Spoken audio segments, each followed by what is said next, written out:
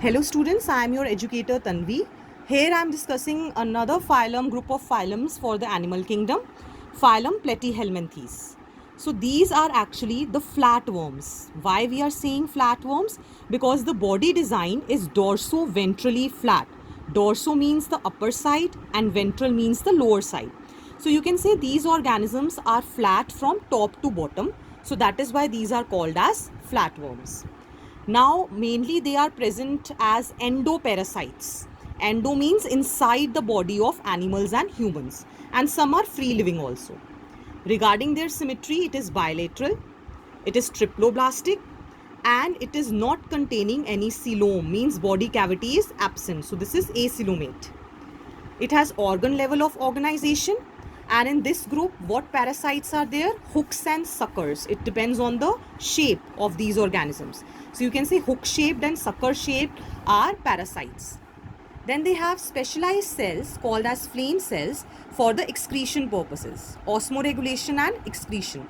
Osmoregulation is actually the regulation of all the osmotic content, the minerals and ions in the body, which is done through the excretory system. Here also the sexes are not separate, and there is internal fertilization. Development is indirect, means larval stages are there. And one example you should remember, planaria, which can regenerate, means it has a high ability to regenerate. Regeneration is from any part a new organism can arise if it is divided under unfavorable conditions. Some examples, Taenia, it is the tapeworm which is shown over here. You can see flat body from top to bottom. So that is why these are called as flatworms. Next, coming to phylum S. helminthes. These, if we see the cross section of these organisms, these are circular. That is why these are called as roundworms. Talking about its habitat, it can be free living, it can be aquatic as well as terrestrial, and parasitic also in some plants and animals. Again, these points remain the same: organ system level of body organization, bilateral symmetry, and triploblastic. Then they have false coelom. So this is very important, that the phylum containing pseudocoelom or false cavity, that is, those are S. helminthes. They are having complete alimentary canal, means two openings are there for ingestion and egestion separate, and they have muscular pharynx. For excretion, they have tube-like structure called as excretory tube. And over here, sexes are separate, means it is dioecious. Dioecious means that the male and female sex organs are present in different individuals. Like here we can see, this is Ascaris, commonly called as roundworm. So here the male is represented like this, short, and the female is longer. Then the fertilization is internal, and development can be both direct and indirect. Another example is Wuchereria, which is filarial worm. Next, coming to phylum Annelida. So these contain earthworms. So again, the habitat is same like S. helminthes, aquatic, terrestrial, free living, and they can be parasitic also sometimes. These points also remain the same: level of organization, symmetry, and their germ layers, triploblastic. Unique feature is they contain segments, a segmented body. So each segment is referred to as metamer, and it is called as being metamerically segmented. These have circular and longitudinal muscles for locomotion. So as we go from one group to the other, we come to know that they are very much evolved. They are evolving. There is one example, Nereis. It has lateral appendages. I'll show you. That is called as parapodia for the movement. So again, an enhanced version of the locomotory organ. Regarding its circulatory system, it has closed circulatory system, means it contains the blood vessels. Then for osmoregulation and excretion purposes, specialized organ is there called as nephridia. Moreover, another important feature is that they have a developed, you can say the neural system, nervous system starts developing over here.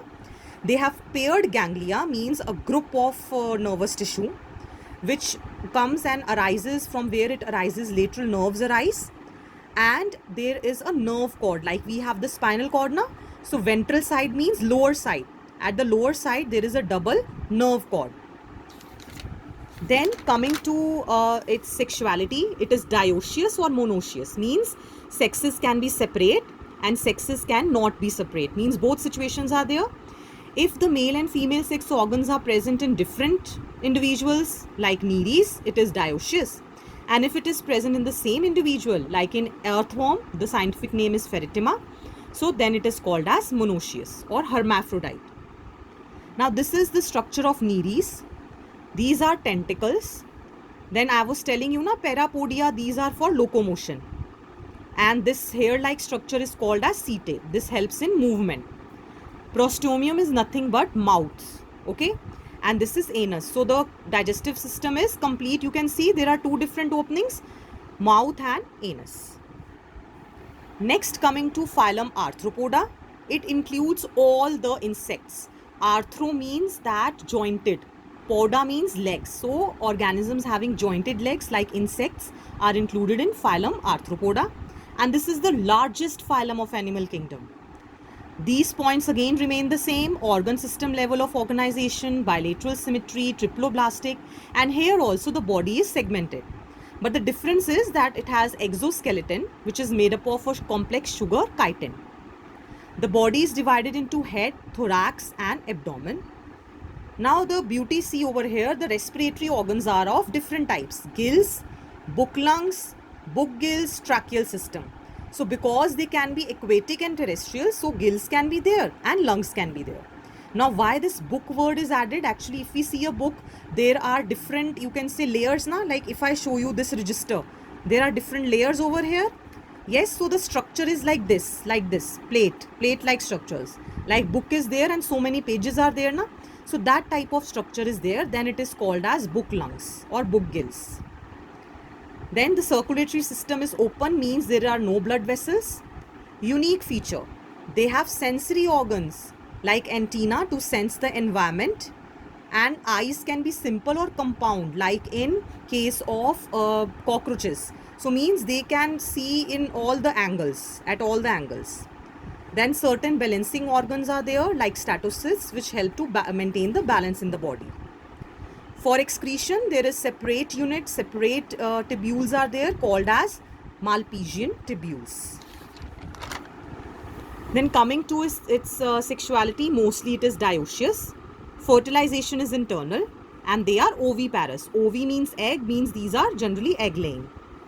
Now development can be direct as well as indirect, both types.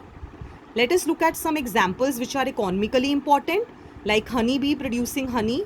Apis is the scientific name. Silk we get from silkworm. Bombyx is the scientific name. Then certain vectors of diseases like malaria and dengue, Anopheles and Aedes. These are the name of mosquitoes.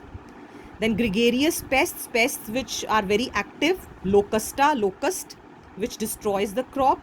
Recently also we heard about them, that they are destroying the crops. And a living fossil, Limulus or king crab or horseshoe crab is the common name. So why it is called as living fossil?